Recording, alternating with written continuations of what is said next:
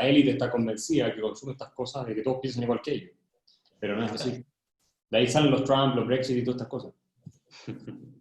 Bueno, ahora nos vas a contar un poquito de eso. Bueno, si te parece, arrancamos. Te presento la actividad, te presento a vos.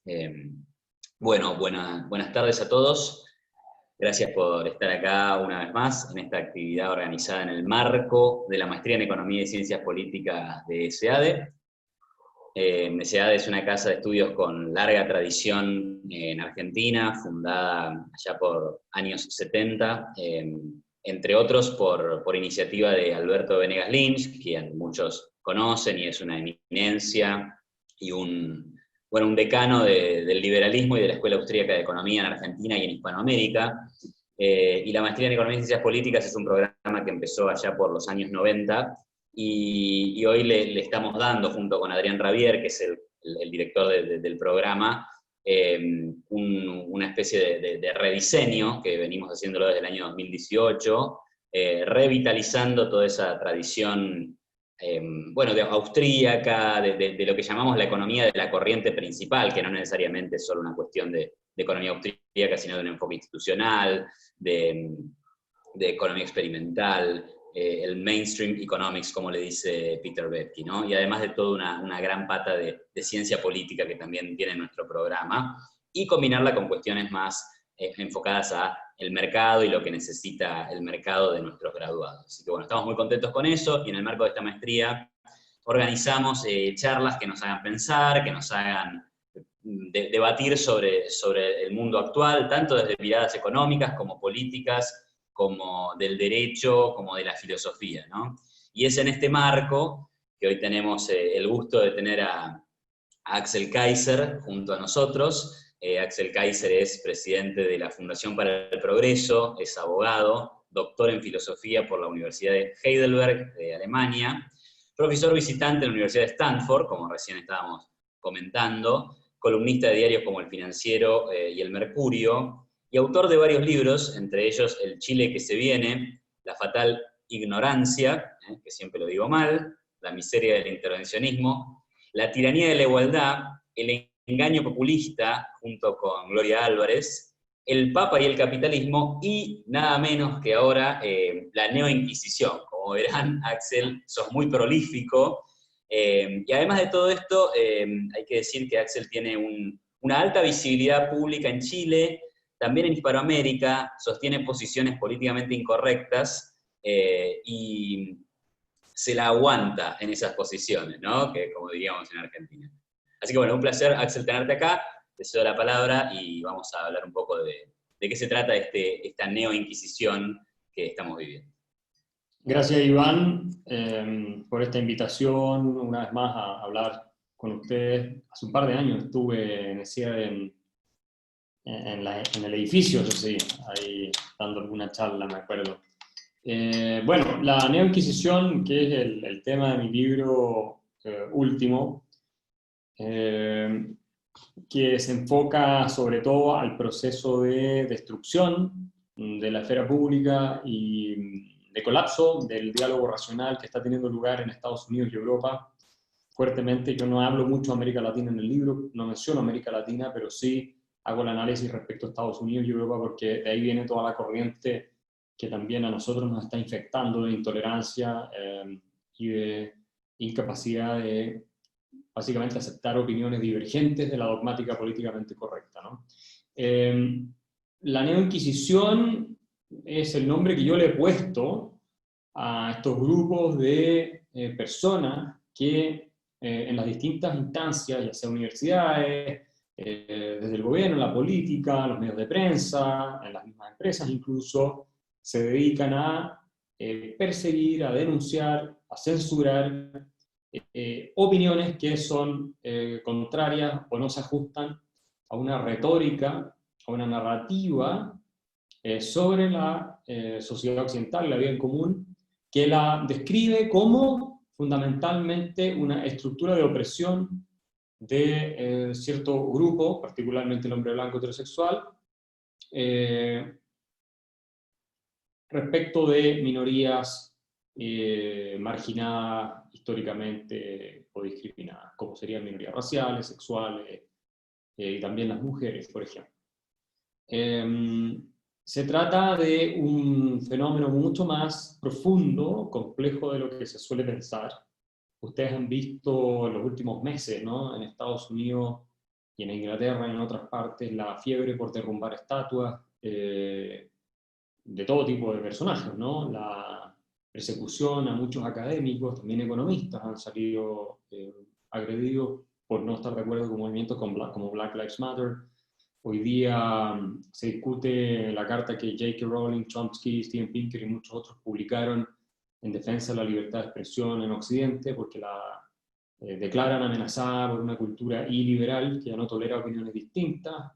El New York Times ha estado en el foco de atención de todo el planeta por la renuncia de 2 editores, un editor que publicó la opinión del senador Tom Cotton sobre la explosión delictual que vivió Estados Unidos, y este editor publicó su opinión claramente en el New York Times, pues un diario que es una tribuna para representar opiniones de interés público, y un senador de Estados Unidos, uno es de suponer que tiene una opinión de interés del público, pero esto le pareció ofensiva a un conjunto importante del staff del New York Times, que se rebeló y exigió el despido de este editor que publicó la opinión de Tom Cotton, hasta que terminó renunciando, simplemente porque publicó una opinión de un senador de la República de Estados Unidos que no le gustaba al staff del New York Times. Y hace poco, una editora muy conocida del New York Times,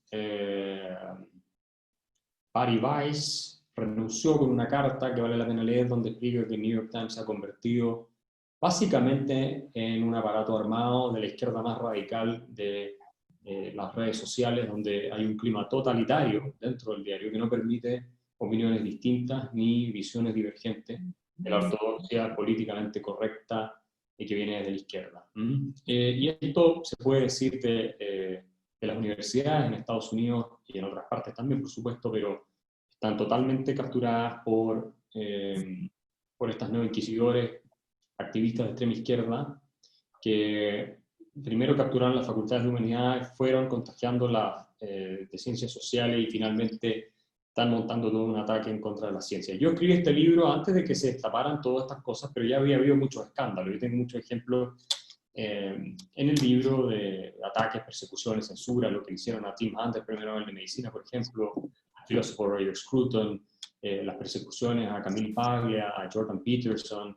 Hay gente de izquierda entre medio, hay gente de derecha o conservadora. Esto no distingue, porque si tú eres una persona izquierda que cree en la libertad de expresión y cree en la validez de los datos, ¿no?, en la evidencia empírica, te destruyen igual. Entonces, lo que estamos experimentando en Occidente es lo que Karl Popper llamaba, yo lo explico esto en el libro, el retorno del irracionalismo, ¿no? Por irracionalismo tenemos que entender una corriente que desprecia, ataca, de hecho, la médula de lo que es la sociedad abierta, que es el diálogo racional. El diálogo racional es aquel basado en la evidencia empírica de las leyes de la lógica. Entonces estamos experimentando el irracionalismo con una fuerte carga ideológica, con un resurgimiento del tribalismo, es decir, de la idea de que los seres humanos no somos individuos con un derecho natural o una dignidad anterior al Estado y anterior a la colectividad o al colectivo, sino que somos miembros de un colectivo antes que individuos con nombre y apellido. Y eso hace que nos vean primero en estas lógicas tribales, ¿no?, como hombre blanco de clase alta o heterosexuales, antes que como una persona con nombre y apellido. O sea, lo mismo pasa con los grupos de supuestas víctimas, ¿no? Si se es de raza negra, si se es homosexual, distintas cosas se establecen como tribus, colectivos, que se conciben en oposición existencial unos con otros. Esto es propio del fascismo. El fascismo planteaba, y del marxismo también, ¿no?, la oposición existencial de colectivos, ¿no? Es decir, en el caso del marxismo súper claro, el burgués o el capitalista contra el proletario, ¿no? Entonces son dos tribus que están en conflicto, a muerte, hay un juego suma cero, y por lo tanto lo que queda es la revolución armada para terminar con la opresión y el abuso. Y si tú eres un proletario que no está de acuerdo con eso, por supuesto tienes una falsa conciencia, estás siendo engañado por un sistema que te hace creer cuestiones que no son reales, y los marxistas iluminados con la teoría del materialismo dialéctico te pueden encaminar, y si te resistes te van a eliminar, simplemente por la sencilla razón de que eres un obstáculo para la liberación del ser humano. Y en el caso de los nazis esto era con razas, ¿no? Y hoy día estamos viendo algo más parecido a lo de los nazis, porque lo que se ve muy fuertemente en Estados Unidos, en Europa, o en Inglaterra, en el mundo anglosajón sobre todo, es una especie de retorno del racismo, ¿no? De las políticas raciales y de la ideología identitaria, sobre todo en función de la raza. Ya no es tanto la clase social, sino que es la raza, si eres blanco, negro, asiático, latino, y también, bueno, las demás características, género y cosas por el estilo. Esas políticas identitarias son incompatibles con la sociedad libre, y son las que fundan, ¿no es cierto?, el discurso de que vivimos en sociedades opresivas, a pesar de que nunca ha habido menos opresión en la historia que hoy en día, bajo todo punto de vista empírico, pero esta opresión sería invisible, ¿no? Esto es lo que dicen los teóricos de esta idea, las microagresiones, el privilegio blanco, toda esta idea, el patriarcado, todas estas cosas, serían tejidos casi imperceptibles de opresiones que se establecen a través del discurso, a través de principios como la igualdad ante la ley, que en realidad son pretextos para justificar la ventaja de unos grupos frente a otros, en los símbolos, en las estatuas, todo esto, además en un ambiente de hipersubjetividad, ¿cierto? Como ha colapsado el diálogo racional como criterio de persecución de la verdad, estamos abrazando la idea de que basta la mera subjetividad de lo que la gente siente para establecer un parámetro que determine lo que es aceptable y lo que no es aceptable. Si tú te sientes oprimido, entonces de verdad estás oprimido. Si tú te sientes ofendido, entonces de verdad hay una ofensa y además merece ser castigada. Si tú sientes que la sociedad tiene racismo sistémico, entonces efectivamente tiene racismo sistémico. Si tú sientes que la policía mata más gente afroamericana que blanca en Estados Unidos, entonces eso no se puede discutir. De hecho, los datos muestran que es al revés, pero no lo puedes discutir. Si tú argumentas sobre la base de la ciencia empírica que las diferencias salariales entre hombres y mujeres no tienen que ver con un tema sistémico ni nada por el estilo, sino que con preferencias de carrera y en parte están determinadas por la biología, por supuesto que eso no es tolerable. Lo único que importa es cómo se siente, ¿no? El hecho de que haya más mujeres que hombres, y si eso cuadra no en la narrativa de la opresión. Eso es todo lo que importa, la ciencia no importa. Y así, en este libro voy desarrollando todos estos elementos y explico el origen intelectual. Tiene mucho que ver con el posmodernismo francés, con la escuela de Frankfurt, que curiosamente en Estados Unidos tuvieron más influencia que en cualquier otro país, y que su propósito confesado era básicamente atacar los principios de la Ilustración y lo que consideraban ellos que era una civilización intrínsecamente inmoral que es Occidente. Entonces es una revuelta contra Occidente lo que estamos viendo, ¿no? Sinceramente, esto no es una cuestión puramente así, superficial, no. Acá hay una ideología detrás de todo esto que destruye la idea de que existe una verdad, en primer lugar, ¿no es cierto? O sea, todo el relativismo que estamos viendo hoy día, que es contra lo que Hayek, contra lo que se pronuncia la sociedad Montpellier, ¿no? Todos los movimientos totalitarios han intentado relativizar la verdad, ¿no? Y esto lo explica Karl Popper muy bien, porque en la medida en que uno acepta que existe una verdad, el irracionalismo no tiene lugar, y movilizar a grupos enteros de gente en función de sentimientos colectivistas, tribales y primitivos para convertirlos en carne de cañón para tu proceso transformacional o refundacional, no es posible, ¿no? Hoy estamos viviendo en una sociedad en que todo es negro o blanco, es bueno o es malo, al punto del absurdo que hemos llegado, que se pide que se remuevan las estatuas de emperadores romanos como Constantino porque resulta que no era contrario a la esclavitud hace más de 2000 años atrás. Es un absurdo, ¿no? Y en ese contexto las universidades juegan un rol decisivo, los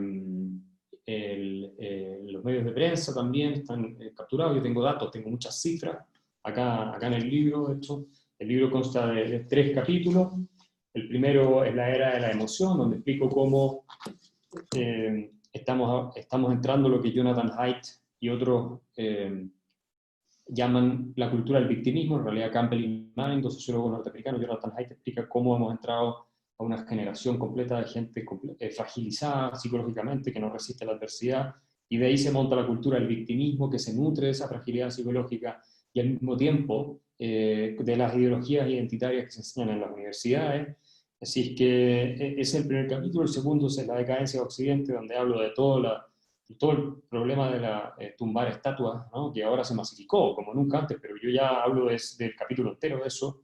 Hablo de la censura que se está realizando a artistas, a autores de novelas, de la literatura, a la música, a la pintura. Todo eso se está censurando, se está atacando permanentemente, los museos, se está atacando todo. En ciencias también hablo del retorno del lisenkoísmo, porque Lysenko, ustedes recordarán, fue el líder en la Unión Soviética encargado de purgar las ciencias biológicas de lo que creían que eran las teorías burguesas de Mendel, para adaptarlas al materialismo dialéctico, la verdadera ciencia materialista marxista, que generó una hambruna donde murieron millones de personas, básicamente. Toda esta estupidez, estamos volviendo a eso. Tanto así que mucho después que yo ahora, hace 2 semanas atrás, yo ahí lo tengo, el nuevo lisenkoísmo, resulta que Lawrence Krauss, que es uno de los físicos teóricos más importantes del mundo, escribió un artículo en el Wall Street Journal donde habla del nuevo lisenkoísmo, como si hubiera leído el libro. Hablo, por supuesto, de cómo se está afectando el humor. O sea, ya hoy día todos los humoristas se quejan de que no pueden hacer chistes ni rutinas porque todo el mundo se ofende por cualquier cosa, producto de estas políticas identitarias. Y el último capítulo hablo de las dogmas de la nueva doctrina, y ahí analizo la igualdad de género como concepto del feminismo que viene de Simone de Beauvoir en adelante, que es una falacia completa, sin ninguna base científica, en el sentido de que los hombres y las mujeres no somos iguales, desde el punto de vista biológico, no solo nuestros órganos, sino también nuestros cerebros, y por lo tanto tenemos preferencias, también distintos gustos, distintas formas de decisión de vida distintas y habilidades distintas, en promedio, ¿no? Esto no es que todos los individuos se da, pero en promedio. La brecha salarial, ataco a la brecha salarial, en general no hay evidencia en Occidente de que haya una brecha salarial. Aquí cito los estudios de Claudia Goldin en Harvard, muchos otros economistas que han demostrado que si tú mides bien y corriges por las diferencias de decisiones, por la jornada, por la cantidad de riesgo que asumen cada trabajo, etcétera, etcétera, la brecha salarial desaparece, no existe prácticamente. En Europa, en Estados Unidos, al menos, donde hay datos bien hechos de esto. Hablo también de la inmigración y la diversocracia. El tema de la inmigración es delicado para los liberales porque tienden a defenderlo de manera principista, ¿no? Con la idea de que debiéramos tener fronteras abiertas, básicamente. Bueno, yo en principio tendo a empatizar con esa posición, pero me parece que la realidad es mucho más compleja, y en ese capítulo sobre inmigración muestro también efectos negativos de la inmigración, tanto desde el punto de vista económico, para los salarios de los grupos que compiten con los inmigrantes que entran, como desde el punto de vista sociológico, que hizo los estudios Jonathan Haidt y Robert Putnam, que muestran cómo disminuir el capital social. Y también tengo todo un capítulo de pensadores liberales que eran partidarios de la restricción de la inmigración, entre los que se encontraba Milton Friedman por razones de la existencia del Estado benefactor, donde se encontraba Murray Rothbard, porque Rothbard cambió su opinión Rothbard en esta materia, pensaba que una inmigración podía desatar, finalmente era una imposición que le hacía el Estado, que a través del control de propiedad pública a los privados, y que en un mundo enteramente privado de tierras, digamos, de propiedad privada completa, no necesariamente habría inmigración abierta, sino que tendría que ver con cada persona que es dueña de sus tierras, si es que se permite entrar o no. Y él también sostiene que hay una amenaza para la integridad cultural, dice Rothbard, de determinados pueblos cuando tiene una inmigración descontrolada. Por supuesto, Hayek también era partidario de limitar la inmigración, pero sobre la base de que esta podía generar, si no era bien hecha, reacciones nacionalistas. Y también Thomas Sowell, por supuesto, partidario de limitar la inmigración, y en la centroizquierda también los hay. John Rawls también era partidario de limitar la inmigración, y Immanuel Kant decía que el gran filósofo liberal probablemente de todas las épocas, decía que no había un derecho a ser recibido por otra comunidad política, aunque tú tenías un derecho a dejar la tuya.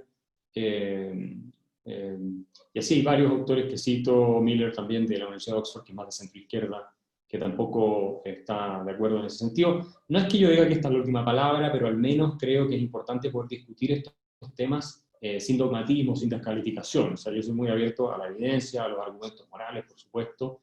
No tengo una posición cerrada en este tema, pero sí me parece que se convierte en un dogma el tema migratorio cuando no se puede discutir y cuando no se aceptan evidencias, digamos, para entrar en el debate y se toma simplemente como una verdad revelada que no puede haber límite a la inmigración. Eso no creo que sea algo positivo, y ahí obviamente los sectores de más izquierda se abrazan, ¿no? esta cosa sin mirar demasiado la evidencia y los antecedentes que yo estoy mencionando, los de izquierda más dura. Y la corrección política hizo por mucho tiempo el tema de la inmigración uno de sus dogmas, tanto en los partidos políticos de derecha como de izquierda, ¿no?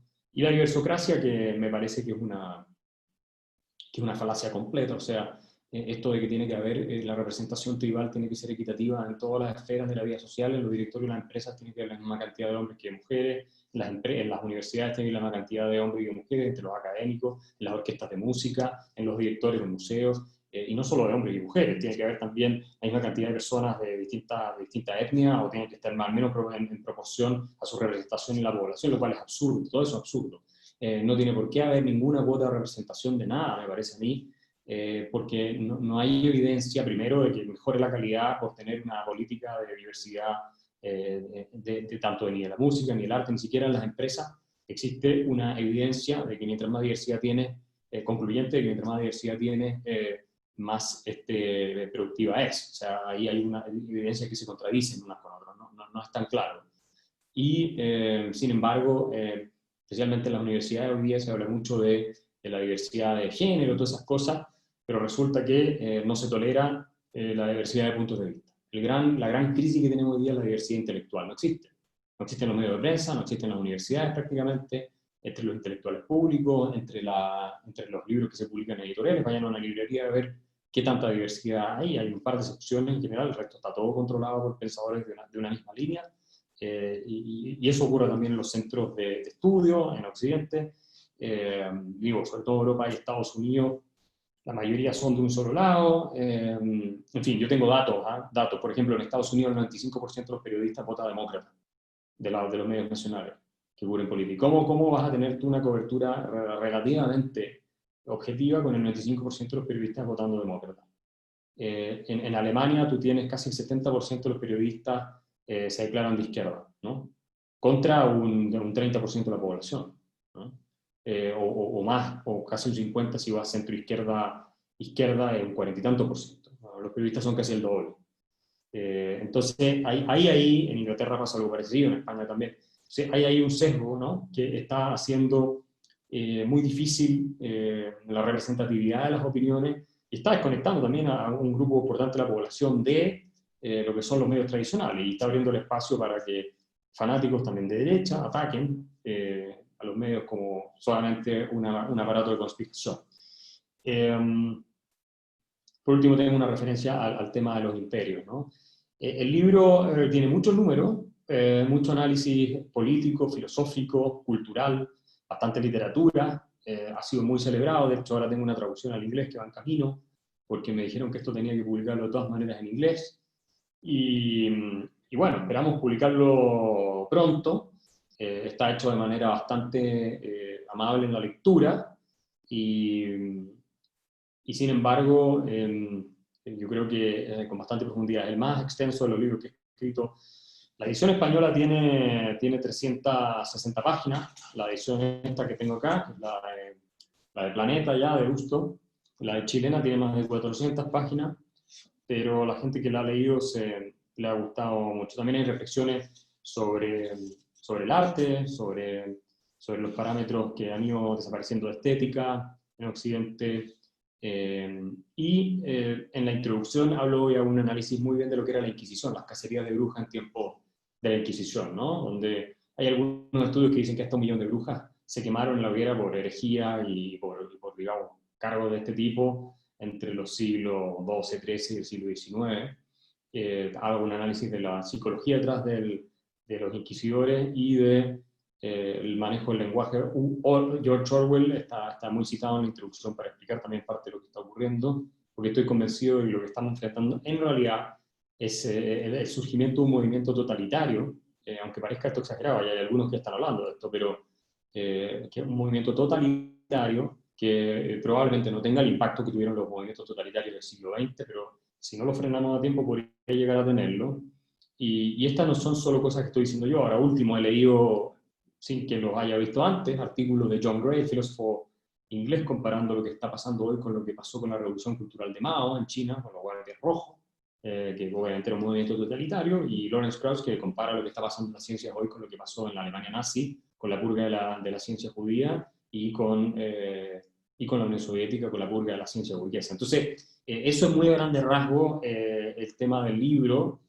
Hay de todo, tengo un análisis del feminismo, de todas las falacias del feminismo, más bien de género, porque hay un feminismo liberal que yo defiendo y que están también citadas sus autoras, mucha ciencia, mucho dato, mucho argumento que va a ser útil a quienes están en esta batalla por la libertad, no solo en lo económico, sino más en la profundidad. Esto no es un libro que tenga por objeto el tema económico, es una cuestión cultural, de fondo, filosófica, y también les cuento que ha tenido mucho impacto, mucho éxito, ha estado número 1 de venta en Chile, en España, así que bueno, espero que le siga yendo bien, porque en habla hispana no había nada de este tipo.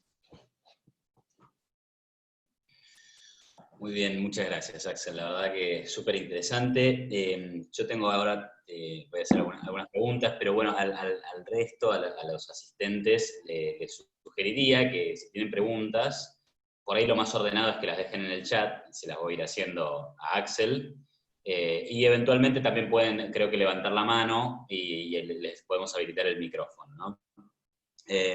Bueno, se ve que es un libro que toca esta temática de lo que alguna vez se dio en llamar la tiranía de lo políticamente correcto, ¿no? Que ahora parece estar cobrándose víctimas en serio porque hay gente que pierde su trabajo y parece que hay una restricción muy grande sobre la libre expresión, ¿no? Y ahí vas abarcando varios temas que parece que nadie los puede tocar, que nadie puede hablar de alguna forma disidente. Entre esos varios temas, obviamente el de la inmigración, por ahí siempre tenemos alguna diferencia ahí. Si habláramos de arte, yo sé que tenés un problema con Justin Bieber, lo hemos discutido alguna vez. pero te quiero preguntar, por ejemplo, dijiste que hay como una idea de opresión, ¿no? El hombre blanco heterosexual es el malo de la película, es el opresor, y por ejemplo la comunidad LGTB es una de las víctimas. Esa podría ser, o sea, es verdad que hay una mirada marxista o una variante marxista del reclamo por los derechos LGTB, ¿no? Ahora, ¿concebís como posible también una mirada más bien liberal que considere que ese lobby gay, si existe, simplemente está diciendo que quiere igualdad de derechos? Por ejemplo, poder casarse así como se casa una pareja heterosexual, o poder adoptar niños así como lo hace una pareja heterosexual. ¿No sería esa una vertiente liberal sobre el tema? ¿O cómo ves ese tema? Hay una vertiente liberal, como también existe en el feminismo, ¿verdad? La igualdad de trato de las mujeres, de oportunidades, de igualdad ante la ley, básicamente, ¿no? O sea, los liberales lo que buscamos es la igualdad ante la ley. Nosotros no vemos mujeres, no vemos personas negras o asiáticas o blancas, nosotros vemos seres humanos, ¿verdad? O sea, el fundamento moral de toda la empresa liberal es el igualitarismo, ¿cierto? Desde el punto de vista ético, ¿no es cierto? Que somos todos iguales, en el fondo, en cuanto a dignidad y derechos, no en cuanto a capacidad y esas cosas, por supuesto que no. Y Thomas Jefferson esto lo dice en la Declaración de Independencia: all men are created equal, a eso se refiere, que somos todos iguales, ¿cierto? Creados por Dios, dice él en el documento, pero a lo que va, ¿cierto?, es que hay un principio de dignidad que es idéntico entre seres humanos, y por lo tanto se nos tienen que aplicar las mismas reglas. No podemos esclavizar a unos, no podemos someter a otros, no podemos darle privilegios artificiales a distintos grupos, y por eso estoy en contra de las acciones de discriminación positiva, por ejemplo, porque en fondo son discriminación negativa para otro grupo. Ahora, en ese contexto a mí me parece que hay una visión liberal, por supuesto, para que las mismas reglas se apliquen a todas las personas, homosexuales, transexuales, etcétera, ¿no? O sea, claro, lo que ocurre con lo que predomina en los medios y en la discusión es que estaríamos nosotros en una civilización o en una sociedad liberal en este caso, que a pesar de conseguir igualdad ante la ley, mantiene estructuras de opresión, estas cosas medias invisibles que hay, a través de la simbología, de los ritos, del lenguaje, de los símbolos en general, y las expresiones artísticas y todo eso. Y cuando ya entras en eso, ¿verdad? En culturas que son bastante tolerantes, porque uno podría haber hecho unas críticas culturales en ese sentido fuerte, yo diría 50, 60 años atrás sin ningún problema. Hoy día somos muy abiertos, muy tolerantes en general en Occidente.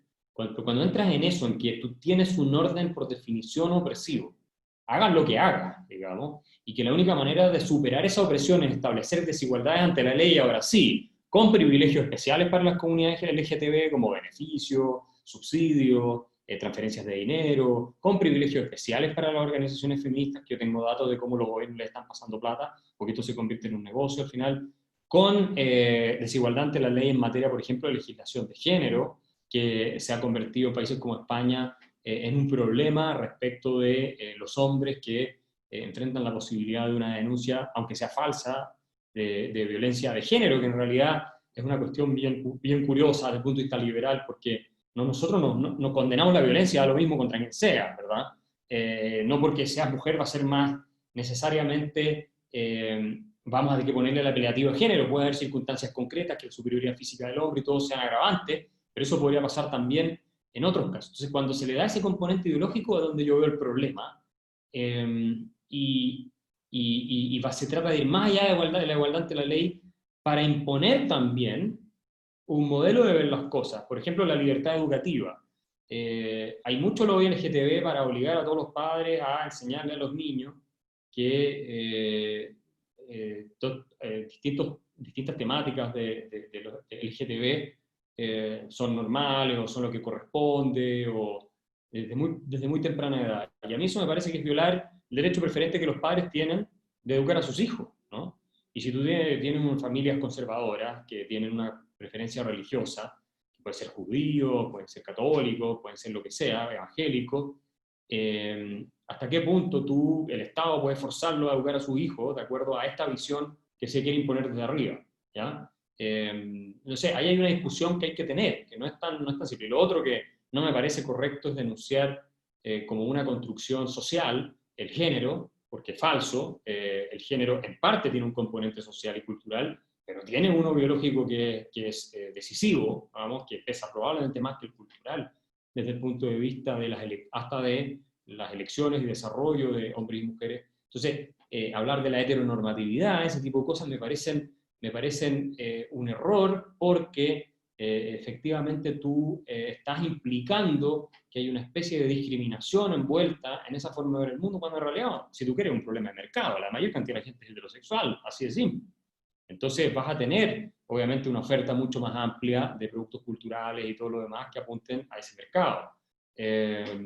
Eso no significa que se justifique la discriminación, ni que eso es otro problema, ese es otro tema, desde el punto de vista ético y desde el punto de vista cultural. Nadie puede justificarlo, o el maltrato y cosas por el estilo. Pero estamos llegando a un punto en que, como se asume que todos los que estamos en teoría, mayoría privilegiada, hombres blancos heterosexuales, somos indecentes por lo que somos, no por nuestro carácter, ¿no? Yo explico eso en el libro. Las teóricas piensan esto, los teóricos de estas ideas. Tú eres culpable por ser blanco o culpable por ser heterosexual.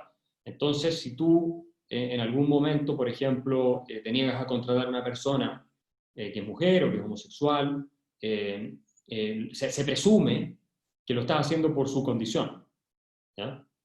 Entonces tú como heterosexual discriminando, y eso, Thomas Sowell tiene un libro donde explica esta cosa. Eso se está usando mucho ese recurso también, porque se crean incentivos, obviamente.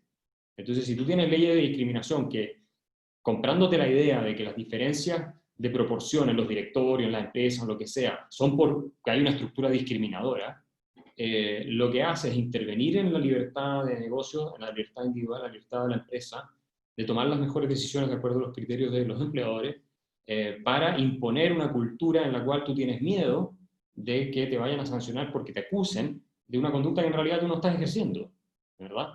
Entonces, este diagnóstico está teniendo un tremendo impacto al punto que hoy día los directorios de las empresas, por ejemplo, teniendo hombres más calificados que mujeres, buscan mujeres, dejan a los hombres afuera, en muchos casos porque tienen que cumplir con estándares, en algunos países hay cuotas, de hecho, pero en otros países son cuotas prácticamente sociales, de presión cultural, ¿no? Y las grandes empresas además hay rankings de paridad de género que te ponen las categorías internacionales, y si no cumples ciertos estándares, hay empresas que no hacen negocios contigo, todo ese tipo de cosas.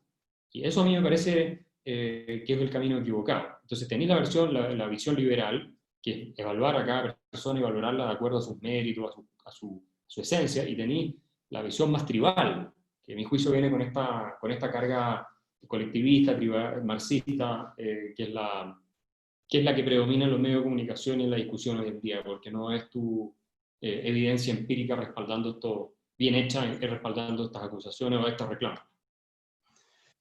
Gracias, la verdad que da para repreguntar, pero voy a ceñirme a mi rol de moderador.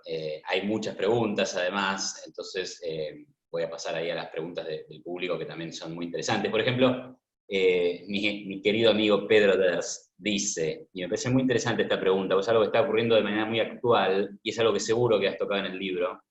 ¿Qué opinas sobre la potestad de decidir que tienen las redes? Por ejemplo, Twitter, Facebook, Instagram, qué contenido se puede publicar y qué contenido no, ¿no? Por ejemplo, que a Trump, por ejemplo, que le ponen carteles que dicen esto puede ser fake news, o que silencian cuentas que son de derecha, o por ahí le ha pasado a cuentas de izquierda, no sé, pero aparece como una especie de censura en Twitter, en Facebook, en Instagram, en donde ciertas opiniones directamente no son bienvenidas. Y claro, son medios privados con lo que podrían tener derecho a hacerlo, pero bueno, ¿cómo ves vos ese tema que está ocurriendo? Ese es un tema muy interesante. La verdad es que en la medida en que Twitter, Facebook y estas plataformas en la práctica se han convertido en medios de comunicación y difusión de ideas en la esfera pública, ¿no? Se han convertido en la esfera pública moderna, casi más que los diarios y todo eso. Me parece que debieran estar sujetas a ciertas reglas como el pluralismo de opiniones. Reglas que, por lo demás, están, en el caso de Estados Unidos, avaladas en la Constitución de Estados Unidos, la primera enmienda, libertad de expresión, y tal vez haya, en ese sentido, un argumento para regularlas de manera que garanticen la libertad de expresión, no para otro propósito que sea ese. Por supuesto, tal argumento es una empresa privada, puede hacer lo que quiere, pero eso en el mercado, acuérdense lo que hablaba Friedman, tiene mucho sentido cuando hay la posibilidad viable y real de que surja competencia, ¿no? Cuando tú no tienes eso, como pasa con Facebook, Twitter, Instagram incluso, ¿y por qué es tan difícil? Por los efectos de red que se producen. Los efectos de red hacen casi imposible que surjan competencias, aunque podrían surgir. Entonces, te tienes que hacer una pregunta, sobre todo si estas plataformas están teniendo un impacto tal en la opinión pública, que están definiendo el destino de un país completo, de si hay causas justificantes para exigirles que garanticen niveles de libertad de expresión. Yo sé que es arriesgado el argumento, pero supongamos que Twitter fuera el día de mañana comprado por, no sé, Arabia Saudita, y lo único que hiciera sería predicar, ¿cierto?, una visión integrista de la religión islámica y básicamente promover la transformación y la revolución completa de la sociedad occidental hacia una teocracia, ¿ok?, que es incompatible con la libertad individual. Y empezar a tener éxito en ese sentido. ¿Ya? Empezar a tener éxito, empezar a tener un impacto enorme, devastando la sociedad abierta. No haríamos nada porque es una empresa privada. Pero ahí yo te preguntaría, ¿son tan frágiles los valores occidentales que bueno, secar el discurso en Twitter haría que cayéramos? Bueno, lo que estamos viendo hoy y está bien acreditado que las redes sociales, no solo en Twitter, pero Instagram, Facebook, YouTube, están teniendo un impacto colosal en el futuro político, económico, social de las naciones. O sea, no es el Islam el que se está tomando esto. Yo pongo un ejemplo como de una religión aparte que nosotros la vemos ajena. Pero lo que es la doctrina esta de la corrección política, que vendría siendo un radicalismo de izquierda que se está instalando, ¿no? Sin ninguna duda está teniendo un efecto al punto de que está costando, le está costando el trabajo a mucha gente cuando opinan cualquier cosa que no está alineada con las versiones más radicales. Está teniendo impacto, obviamente, en las campañas políticas. Hoy día, tanto para la derecha como para la izquierda, las campañas políticas sin redes sociales no existen. Nadie las piensa sin redes sociales en los países desarrollados, al menos, sobre todo en Estados Unidos. Se está produciendo una polarización también creciente por cómo funciona la lógica de estas redes sociales. En el caso de Facebook, el algoritmo siempre te muestra cosas que tú ya viste, en la línea de lo que tú ya consumiste, y por lo tanto va confirmando una y otra vez tu sesgo, ¿no? Que lo tenemos todos los seres humanos, el sesgo de selección. En Twitter también hay poco cruce de seguir a gente que piensa distinto. Entonces se está tribalizando y polarizando la situación, también la sociedad dándole voces también a los grupos más parlantes, más radicales, ¿no? Entonces, y creo que estamos enfrentados a un desafío nuevo. Los liberales tenemos que pensar cómo atacar este asunto, porque en principio el mercado debiera resolverlo, y esperemos que así sea, pero por otro lado, estas plataformas están cristalizando y confirmando una ideología, una doctrina que es liberticida, que no es porque está censurando cada vez más opiniones disidentes. Se está dejando una visión cada vez más estrecha de la realidad. Yo conozco varias personas que le han clausurado sus cuentas por un tiempo, liberales, ¿eh? No, porque hay gente que dice, no, que solo a los nazis le hacen eso. No, a gente liberal, a gente científica, intelectuales que les han cerrado su cuenta. En fin, lo mismo Patreon. Patreon ya ha caído en censura a tal punto que Jordan Peterson renunció a Patreon, Sam Harris también. Sam Harris ya no usa Patreon, que es una manera que uno puede decir, bueno, entonces uno abandona la plataforma, y también es una manera de corregir el camino por el cual están avanzando. Pero mira, yo creo que al menos hay que discutirlo, hay que pensarlo. Yo los invito a pensar, a reflexionar sobre este tema, porque a mí no me parece tan evidente que solo por ser una empresa privada no hay nada que hacer.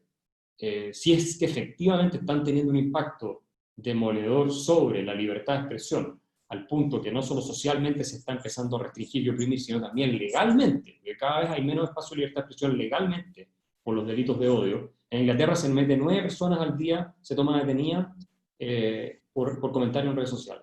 9 personas. Entonces, esto está teniendo un impacto que va más allá de lo que nos imaginamos nunca, así que hay que pensarlo. Muy interesante, gracias Axel. Acá Rodrigo Solís hace una pregunta de hace un ratito, que dice, ¿cómo ves el futuro para Latinoamérica? Yo la reformularía, ¿cómo ves que esta situación que vos describís para las universidades de Estados Unidos, Europa, y el debate público en esas zonas, ¿cómo está pasando, qué está pasando acá? Y la pregunta dice, ¿crees que somos capaces de llegar a esos extremos? No sé si no nos habremos pasado ya nosotros de esos extremos. Pero bueno, ¿cuál es tu panorama para acá, para lo que está pasando en América Latina? Bueno, hay algo muy propio del mundo anglosajón, que es esta capacidad de caer en pánicos morales.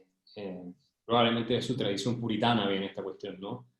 En América Latina también está haciendo daño. O sea, tú ya has visto universidades en Chile, en otras partes, que han censurado que han abrazado las agendas de movimientos más extremos, más feministas, por ejemplo. Tú ves todo el tiempo esta disculpa que están haciendo los empresarios por no tener tantas mujeres en los directorios, y un esfuerzo por aumentarlas, lo que en sí mismo no es algo negativo si está bien inspirado y si no discrimina arbitrariamente a otra gente. Pero no, se está tomando este diagnóstico, entonces está afectándonos. Ahora nosotros tenemos un problema más grave. Lo que pasa es que si tú ves Argentina, ni hablar, el desastre económico en el que están metidos. En Chile ahora estamos arruinando nuestro sistema de pensiones, estamos destruyendo nuestra economía. Entonces, claro, estos asuntos parecen menos importantes, pero también hemos visto acá ataques físicos a personas porque piensan distinto, censura. Hoy día ya en Chile tú no puedes ir a una universidad a dar una charla si no estás hablando de lo que la izquierda quiere escuchar. En muchas universidades que sacan a palo, ¿no? Y por lo tanto se ha vuelto más violento el clima. Así que yo creo que con todas estas categorías de análisis instaladas estamos tomando malas decisiones. Probablemente se impongan leyes de cuotas en el mundo privado y cosas por el estilo que al final restringen la libertad económica, nos aumentan el costo de hacer negocios, de contratar gente, suma y sigue. Yo creo que va a tener un impacto grande. Ahora, el problema es si Occidente no sobrevive esto, si terminamos por demoler la ética individualista que ha sido el fundamento de la sociedad abierta y de la capacidad creativa de nuestra civilización, ¿verdad? Y eso se va a jugar, esa partida se va a jugar sobre todo en Estados Unidos y en Europa. En Inglaterra, Estados Unidos, el mundo occidental, Canadá, Australia, en fin, los países nórdicos hasta cierto punto. Ahí es donde se juega eso. Y si no somos capaces de revertirlo, vamos a tener un flujo de capitales cada vez más grande hacia Asia. Porque en Asia les importa un carajo todo esto. A los chinos, a los vietnamitas, a todos ellos no les importa el tema del género, ni si hubo esclavos hace 100 años atrás, todas esas cosas les da lo mismo. Y tampoco las investigaciones científicas le tienen ningún miedo a plantear hipótesis provocadoras. Fíjense ustedes que nosotros estamos tan limitados en materia científica hoy en día en Occidente, que yo tengo un estudio de Jonathan Haidt con otros académicos sobre cómo ha evolucionado la disciplina de psicología evolutiva. Y ellos llegan a la conclusión que la calidad de la disciplina, lo publicaron en Oxford, en un journal de Oxford, ha caído porque hoy día la corrección política te hace imposible formularte ciertas preguntas, ¿ya? Que pueden ser ofensivas para determinados grupos. O sea, tú ya no estás pudiendo hacer ciencia. En el Silicon Valley pasa lo mismo. O sea, Peter Thiel se fue al Silicon Valley, yo tengo un capítulo sobre Silicon Valley, donde estoy viviendo yo ahora. Se fue al Silicon Valley diciendo que el ambiente era totalitario, que tú no puedes tener opiniones distintas. Hay muchos que están yendo a Texas. Y entonces en Occidente, si seguimos avanzando por este camino de censura, de persecución, de que hay preguntas prohibidas y respuestas aún más tabú, yo creo que los que van a capitalizar esto son las potencias emergentes de Asia. No nos olvidemos que hace 50 años, después de la Segunda Guerra Mundial, Occidente era ¿cuánto era? Era 3/4 del Producto Mundial, si no más. Y hoy somos la mitad nomás. Estados Unidos el 50, hoy día el 25. Entonces, el cambio de poder económico, geopolítico, se va a acelerar mucho si nosotros además tenemos un proceso de descomposición doméstico, que es lo que estamos viendo, que no nos hace posible desarrollar nuestro trabajo. Yo lo invito a leer la columna de Lawrence Krauss en el Wall Street Journal, porque creo que él, como describe la situación de las ciencias hoy en día en Occidente, o Steven Pinker en su libro The Blank Slate, es para alarmarse, para preocuparse. Te junto 3 preguntas en una. Una es, ¿qué te motivó a escribir este libro? La segunda es, ¿qué pensás que motivó este movimiento neoinquisidor y por qué tiene éxito? Y la tercera es, ¿cómo definís vos a un liberal? 3 preguntas que han aparecido acá en el chat y te las transmito. Mira, fíjense que yo estoy muy influido por Friedrich Hayek, que yo creo que es el pensador más relevante del siglo XX, si me preguntan a mí. Y para mí, por supuesto, la referencia intelectual más relevante. Y él, en realidad, el proyecto que tenía desde los orígenes era salvaguardar la civilización occidental de las tendencias tribales, colectivistas, que nos podían retornar al barbarismo. De hecho, él lo dice textual en el Camino de Servidumbre, no es que yo estoy interpretándolo, ¿no? Entonces, él dice, hay que salvar el individualismo, eso es lo que dice, que es la filosofía de la que yo estoy hablando, ¿no? De la dignidad de la persona. Y el rule of law, el Estado de Derecho, la igualdad ante la ley, todas esas cosas. Y en su tiempo las amenazas tenían similitudes con las de hoy, por supuesto. O sea, el relativismo, hay un capítulo entero que también sobre el fin de la verdad, ¿no? O sea, los totalitarismos tratan de destruir el concepto de verdad para impedirte pensar con claridad. y hay otros elementos que eran más propios de la época, como el ataque a la libertad económica, que igual lo vemos en cierto sentido, y que a él le preocupó mucho. Entonces yo, viendo lo que está pasando en Estados Unidos, que para mí es igual que para Hayek, o sea, Hayek decía que era el mayor experimento de libertad que se ha hecho nunca, lo dice en los fundamentos de la libertad. El ataque que se está haciendo a la libertad de expresión, yo sigo mucho la discusión en Europa, sobre todo Alemania, Inglaterra y Estados Unidos también, en esos tres países, ¿no? Y España algo. Y los casos que tú estás experimentando cada vez más de destrucción de la libertad individual, de persecución, y sobre todo la pérdida de las universidades, y ahí para mí ha sido muy influyente Jonathan Haidt, que es más bien, no sé si lo conocen, Jonathan Haidt es el psicólogo social, uno de los más top del mundo hoy día, está en NYU, la escuela de negocios básicamente de NYU, en Estados Unidos. Es un genio el tipo, ¿no? Es una especie, yo diría, como de liberal moderado, un poco socialdemócrata, pero con bastante afinidad con el liberalismo clásico, ¿no? Y él ha hablado de la pérdida de la universidad, la Heterodox Academy. De hecho es una iniciativa que él saca con otros académicos para incrementar la diversidad de opinión, la diversidad intelectual en el mundo académico norteamericano, en la discusión pública, o más bien la discusión entre profesores. Y lo que tú percibes cuando lees a este tipo de gente, incluso a un Slavoj Žižek, que es un marxista, que yo lo tengo citado en el libro también, es que estamos experimentando una revolución cultural. Y a mí eso me produce una preocupación gigantesca, porque las civilizaciones se pierden. Nosotros en Occidente tuvimos un lapsus de la civilización. En Alemania, por supuesto, que cayó en manos de los nazis, en la Unión Soviética, ni hablar, fascismo en Europa, Grecia, en fin, Portugal, España, o dictadura, que el New Deal en Estados Unidos no fue ese nivel, pero fue una regresión respecto a los principios liberales de Estados Unidos. Pero en fin, pero hubo un paréntesis, y si no las cuidamos, nuestra civilización la vamos a perder. Y esto puede sonar un poco exagerado, pero así como Hayek tenía por propósito rescatar el individualismo de las amenazas colectivistas de su época, a mí lo que me llama es lo mismo. O sea, claro, en América Latina hablamos siempre del populismo, que la economía la tienen destrozada, todas estas cosas son súper importantes.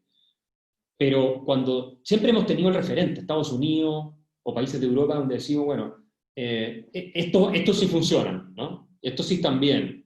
Y por último nos escapamos para allá si todo se va al carajo. Pero hoy día estos países están enfrentando un proceso de decadencia complicado, sobre todo Estados Unidos, de lucha, de subsistencia, está como con fiebre, como que sus anticuerpos liberales están peleando en contra de estos patógenos colectivistas y tribales que se han tomado en la universidad. Y acuérdense de la lección de von Mises y Hayek de cómo el nacionalsocialismo se convirtió en la doctrina en Alemania, porque se perdieron las universidades. Y en las universidades se fue eliminando el elemento liberal. Y eso está pasando en Occidente, en Estados Unidos y en Inglaterra. Entonces yo creo que por eso me preocupé tanto, ¿no? De esto, y ahí no soy el único, hay muchos otros que están dando esta pelea en el mundo anglosajón sobre todo. Gracias, Axel. Bueno, a ver, hay algunas más también. Bueno, una pregunta que apareció antes, pero estaba un poco larga. Martín Cibulo dice, Paul Collier, no sé si lo tenés al autor, pero habla sobre establecer un estándar de democracia para evitar movimientos autoritarios, y el estándar es, o la forma sería dar más información sobre economía a los ciudadanos. ¿Cuáles serían estrategias que vos pensás que serían interesantes en este sentido? Bueno. Mira, yo lo conozco a Paul Collier, de hecho, personalmente. Compartimos un foro hace poco tiempo en Colombia. Él habló antes que yo. Es un tipo muy agradable y muy sensato. Hay algunas ideas que no lo comparto con él. Es muy crítico de Milton Friedman, por ejemplo. Pero eso me parece sensato, me parece una propuesta muy razonable. Yo creo que la educación económica es una cura para el populismo y para las ideas irracionales de la izquierda, en todas partes. Y nosotros hemos hecho un mal trabajo en educar en los principios fundamentales de economía a la ciudadanía. Yo, de hecho, ahora estoy escribiendo un libro que es sobre principios fundamentales de economía, pero más básico que Bastiat, más básico que Henry Hazlitt, porque me he dado cuenta que las personas, incluso educadas, o sea, de hecho, los que tienen grado universitario en general son los que menos saben de economía, no tienen idea. Y esta es una tesis que no solo tiene Collier, yo lo leí de otros intelectuales que sostienen, Steven Pinker, por ejemplo, que educar en términos de economía, porque hay muchas cosas contraintuitivas en economía, es fundamental para evitar el pensamiento, digamos, más dogmático, rápido, emocional en estas materias, ¿no? Entonces, eso y el entrenamiento en el diálogo racional en general, o sea, inculcar en la ciudadanía una valoración por la evidencia y por la discusión un poco más sofisticada.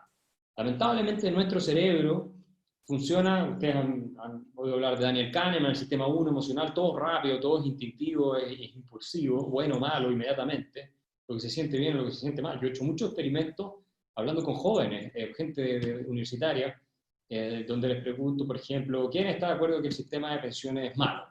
Y no sé, por el 60-70% levanta la mano. ¿Quiénes saben lo que es una tasa de reemplazo? El 10% levanta la mano. O sea, nadie no sabe lo que es una tasa de reemplazo, pero saben que el sistema de pensiones no está bien. Significa que tú estás hablando desde tus emociones, no tienes ningún conocimiento de cómo funciona el sistema de pensiones. ¿Okay? Entonces es una cuestión puramente emocional, y es ahí donde tenemos que tratar de educar a la gente. En principios básicos de economía, yo creo que ya cuando estás un poco educado en eso de por sí, vas a tener más aprecio por la verdad, por la idea de que se puede acercar uno a ciertas realidades a través de un método de discusión racional. Esa es la clave. Contra todas las cosas esta, Muy interesante, me hizo la siguiente reflexión y además vi una pregunta. Yo digo, si quieren hacer una pregunta y me la mandan al chat privado, no se la manden a Iván Carrino, mándensela a Iván C. Perdón, pero las cuestiones técnicas son complicadas. Pero creo que esa pregunta iba en este sentido, que es algo que yo pensé también. Si el problema que tenemos es que en las universidades está todo este avance de lo políticamente correcto, ¿no sería una mejor alternativa en este sentido de formar a la gente para que vote mejor, digamos, ya dar por perdida la educación formal directamente? Mi pregunta también, yo también pensé, digo, al final yo te digo, en Argentina, por ejemplo, las universidades de economía, yo no sé si son un mal peor en vez de una solución, y digo, porque hay mucha formación en economía, pero digamos que hay un sesgo hacia el intervencionismo muy importante. Sí. Y eso termina en una elección de resultados intervencionistas, ¿no? Sí, no, por supuesto. Yo creo que hasta cierto punto están perdidas las instituciones formales. Tenemos que tratar de los que podemos hacer clases y hacer lo que podamos, pero hoy día con YouTube y con todo lo que está pasando hay alternativas para crear escuelas sin necesidad de tener que estar en una universidad. Tú, no sé, hoy día en Instagram yo subo una publicación o un video pequeño y lo ven inmediatamente 10.000 personas. Es mucho más que lo que cualquier universidad en una aula tradicional antigua me podría haber permitido. Entonces, tenemos una oportunidad con las nuevas tecnologías, ¿no? De difundir las ideas del liberalismo económico, político, y el valor del diálogo racional. Y sí, hasta cierto punto las instituciones tradicionales están perdidas. Idealmente sería crear nuevas instituciones que formen bien en los principios más sanos, ¿no? de los distintos saberes de las humanidades, de las ciencias sociales, economía y otros, para ir cambiando el clima de opinión y seguir el camino de progreso que tenemos, porque tenemos los seres humanos esa tentación de volver siempre, ¿no? a la tribu, volver a ese pasado. Hay algo en nuestro espíritu que añora el regreso a la vida en las pequeñas colectividades, cazadoras recolectoras, donde todos se conocían, era todo familiar, y esta modernidad anónima en un cerebro muy primitivo, en una parte muy primitiva de nuestro cerebro, nos genera mucha ansiedad. Y por eso es importante tener esta educación integral y ofrecer visiones de mundo que a las personas les hagan sentido, por un lado, porque sin sentido los seres humanos se pierden, abrazan cualquier ideología totalitaria, y por otro, le den instrumentos para promover aquellas cosas que sean más provechosas para su bienestar. Gracias. Creo que de alguna manera ahí también respondiste una pregunta de Joaquín que decía cómo hacemos para, en un mundo donde no quieren escuchar puntos de vista sensatos, ¿cómo hacemos? Bueno, creo que acá diste también una respuesta en este sentido de trabajar en las redes sociales y aprovechar esa oportunidad. Vamos con las últimas dos porque nos has dado un montón de tu tiempo. Federico Rossi dice lo siguiente, me parece interesante, creo que vas a coincidir en la primera parte y no en la segunda, pero dice, ¿cuál es el origen de la Nueva Inquisición? Y él da esta tesis. ¿Será la idiotez colectiva, una generación de jóvenes criados jugando videojuegos, viendo Netflix y con una vida medianamente solucionada? Y como ejemplo pone Brexit es un caso de suicidio colectivo de la sociedad inglesa. Bueno, serían como un poco dos preguntas, ¿no? ¿Cuál es el origen de la Nueva Inquisición? Y si te parece que Brexit es un caso de este tipo. Mira, yo creo que hay tres elementos que explican el fenómeno que estamos viendo hoy día. Ya lo he mencionado, pero vale la pena repasarlo. El primero es que efectivamente las nuevas generaciones son las más frágiles psicológicamente probablemente de la historia humana. Y no lo estoy diciendo con exageración.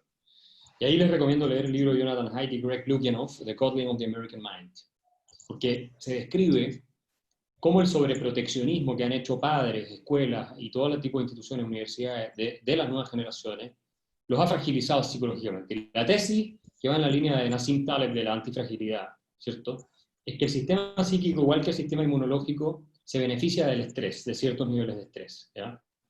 O sea, nuestro sistema inmunológico requiere de ciertos patógenos, virus o qué sé yo, para fortalecerse cuando tú eres niño. Si estás totalmente aislado de cualquier patógeno, después sale cualquier resfrío te mata. El sistema psíquico pasa igual. Si tú estás a los niños protegiéndolos de que son pequeños, de que no sufran ni un poco, de que no les hagan un mínimo de bullying, de que no tengan ninguna adversidad de ningún tipo, lo estás convirtiendo en los snowflakes, en los copitos de nieve que se derriten con cualquier cosa. Ahora, el problema de gente psicológicamente fragilizada, es que no resiste la adversidad, está destinada probablemente al fracaso porque tú necesitas resiliencia en esta vida que dura para salir adelante. Y en tercer lugar, que son muy fácilmente inclinados a sentirse ofendidos y a considerar que su mera subjetividad es el parámetro para evaluar todas las cosas, ¿no? Es el criterio por excelencia para definir lo que es correcto y lo que no es correcto. Si yo siento algo, eso es. El mejor ejemplo de esto fue Alexandria Ocasio-Cortez, la congresista en Estados Unidos, cuando dijo en una entrevista con Anderson Cooper en CNN, cuando él le refutó muchas de las cifras que había dado, ella le contestó, mira, es que hay mucha gente que está más preocupada de estar factualmente en lo correcto que de hacer lo que es moralmente justo, lo que es emocionalmente correcto. No, o sea, para que se hagan una idea. Entonces, cuando tú exacerbas este subjetivismo en personas que son frágiles emocionalmente, creas una generación de totalitarios, porque lo que hacen es, como no pueden ellos lidiar con sus propios problemas, que es lo que requiere una sociedad democrática, ciudadanos capaces de resolver sus propios asuntos, ¿no? Y de enfrentarse con posiciones distintas para resolver los problemas de la vida colectiva. Cuando tú no tienes eso, te sientes ofendido y eres frágil y no puedes tolerar opiniones distintas, acudes a que una autoridad resuelva el problema. Entonces es una amenaza directa a la libertad, esta fragilización psicológica, porque es más fácil que un líder autoritario, y hay encuestas que demuestran que los millennials prefieren, o sea, la gente de las nuevas generaciones, después incluso que los millennials prefieren que los problemas los resuelva una autoridad antes que ellos mismos resolver los problemas, ¿no? Y que se censuren opiniones que a ellos no les gustan, ¿ok? Y de la misma manera formas de vida que tal vez a ellos tampoco les gustan. Ese es un tema. El otro es la transformación sin precedentes desde la invención de la imprenta por Gutenberg, por ahí por el siglo XV, de la esfera pública. O sea, ustedes recuerdan que cuando Gutenberg inventó la imprenta, se desataron las guerras religiosas, la guerra de los 30 años y otras, porque fue la invención de Gutenberg lo que permitió viralizar las ideas de Lutero, ¿no? Y se produce el gran quiebre con la reforma protestante en la Iglesia Católica, y el orden que estaba establecido en Europa tradicional, donde la Iglesia Católica estaba en el centro, pasa a fragmentarse con estas nuevas corrientes religiosas protestantes que se desvinculan de la Iglesia Católica y se producen guerras espantosas que duran décadas, ¿ya? Esto fue por la tecnología de la imprenta. Y hoy estamos enfrentando una revolución similar, todo lo que explica Neil Ferguson, ¿no? Con las redes sociales. Es decir, las estructuras de poder tradicionales, ¿no? que son top-down, de arriba para abajo, están siendo fuertemente sacudidas por la viralización de informaciones que antes eran muy controladas por las élites, por los medios de prensa y por las élites políticas. Hoy día eso ya no es posible, ¿ya? Y obviamente además se estimulan muchas emociones que antes no se podían estimular. Si hoy día basta con... Piensen en George Floyd. Si George Floyd pasaba 20 años atrás, no había ningún escándalo. Por lo menos no de ese nivel. El video es tan fuerte y se viralizó por todo el planeta que se produce un efecto contagio devastador, ¿no?, para el sistema establecido en Estados Unidos, al punto de que tuviste saqueo, cuestiones donde la policía no pudo hacer nada. No es que nada de eso haya pasado antes, pero el nivel de impacto y de rapidez con el que se produce ahora es distinto. Eso lo segundo, aparte de las redes sociales, aumentan la ansiedad, la histeria, las nuevas generaciones, la tasa de suicidio entre las niñas jóvenes sube por culpa del Instagram. Hay un montón de efectos asociados que lo explica Jonathan Haidt en este libro. Y por último, está lo que le digo yo, que a mi juicio es el corazón de todo esto, que es la captura de las universidades, especialmente las facultades de humanidades, con proyección hacia las otras facultades, por parte de académicos, más bien activistas de izquierda radical, seguidores de la tradición posmoderna, ¿no?, del posmodernismo, de lo que se llama posmodernismo, que son básicamente teorías inspiradas en el marxismo, desarrolladas por diversos pensadores en Francia fundamentalmente, pero en otras partes de Estados Unidos, otras partes desde los 50, 60 en adelante especialmente. Y eso ha llevado a un cuestionamiento de la civilización liberal completa, porque acuérdense ustedes que pensadores como Derrida, Foucault especialmente, y otros, sostenían que lo que Occidente mostraba nada más eran estructuras de dominación de unos grupos sobre otros. Y la ciencia, por ejemplo, era nada más que una narrativa que competía con otras narrativas para establecer dominación. Eso es lo que pensaba Foucault, al punto de que él negaba, ¿no es cierto?, las ciencias médicas. Él decía que la psiquiatría era también una forma de darle poder al médico para normalizar y someter a los que el médico consideraba enfermos, ¿verdad?, con una validez social de su voz y su autoridad, y era una forma de coacción. Él mismo estuvo internado en un psiquiátrico. Y él también negaba, él era homosexual, y era un homosexual muy, muy promiscuo, y él negaba la necesidad de tener sexo con preservativo en el mundo homosexual, porque decía que también era un discurso creado por los médicos, ¿verdad?, para darle poder al establishment sobre la comunidad gay. Bueno, él murió de SIDA finalmente.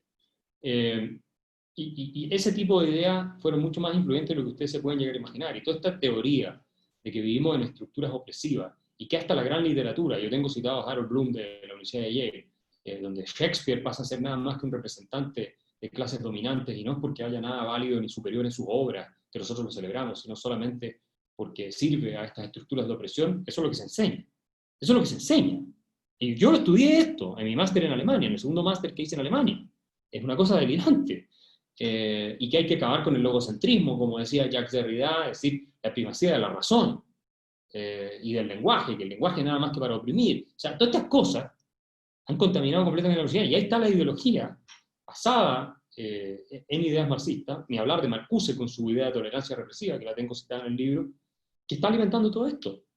Obviamente yo no soy el único que lo dice, hay muchos otros académicos que han hecho estos estudios y lo muestran, y te enseñan cómo se ha corrompido las humanidades, y de ahí el resto de las universidades, de parte de esta doctrina posmodernas muy charlatanas por lo demás, dentro de las cuales la Judith Butler es uno de los charlatanes más grandes, ¿no?, la gran teórica feminista de los últimos tiempos, feminista, queer, o como quieran llamarla, y que la Martha Nussbaum, siendo una liberal de centro izquierda, tiene un artículo muy bueno donde la destruye. Yo lo tengo citado y lo explico. Es decir, la charlatanería realmente está arruinando la ciencia social, la humanidad, y está llegando con sus categorías de análisis a la ciencia dura, y está siendo imposible hasta la investigación científica.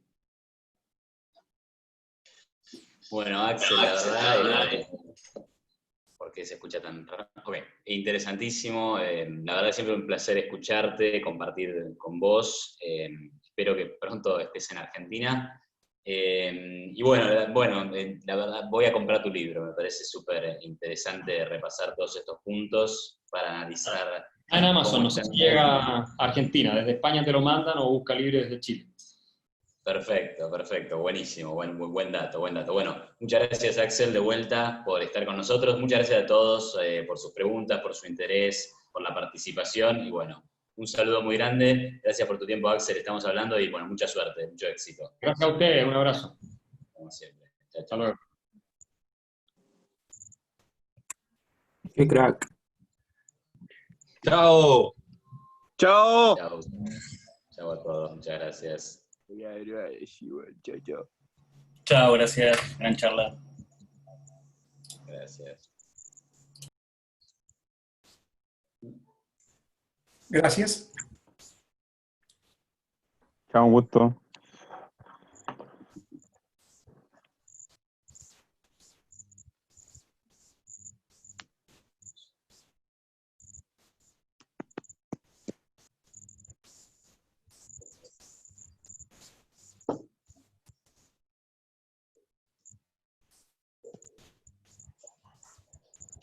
Sí, sí, pues, tratando de terminarlo.